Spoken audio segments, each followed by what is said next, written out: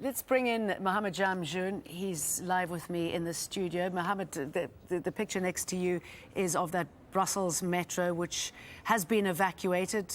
All of the stations have been evacuated across the city after an explosion went off there in the last hour or so. Now, the guest that I was talking to, Steve Clements, who was in the airport when the bombs went off, he said what this really throws up is how identity is affected in Europe or being questioned at the moment. This is a huge problem. I mean, this also really taps into what we were just speaking about before Steve got on the phone with us. You have large segments of the population in Europe.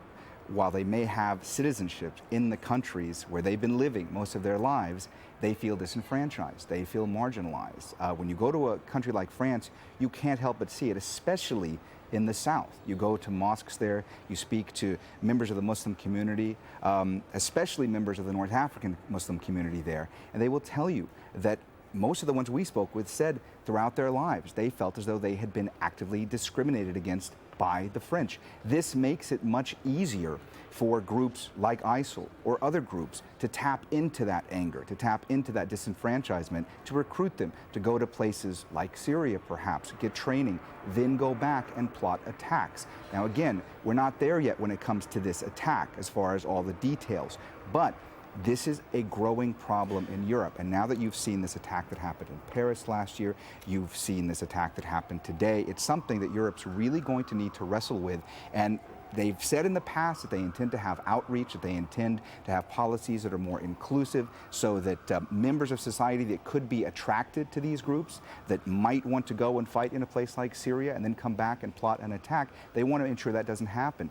But the fact that these attacks keep happening kind of shows that Europe hasn't been doing a good job at this. Because that's quite a leap, isn't it, to feel disenfranchised, to actually going and being trained up to kill people. Absolutely. And a lot of it has to do with the fact that groups like ISIL, they are masterful at the way that they are able to recruit the way that they are able to use social media, the way that they are able to use their online presence to tap into anger like that, to recruit people to come to join their cause. And at this point, these societies, these groups, these governments, they have not been able to effectively counter that. And that's where you're going to need to see some serious action taking place.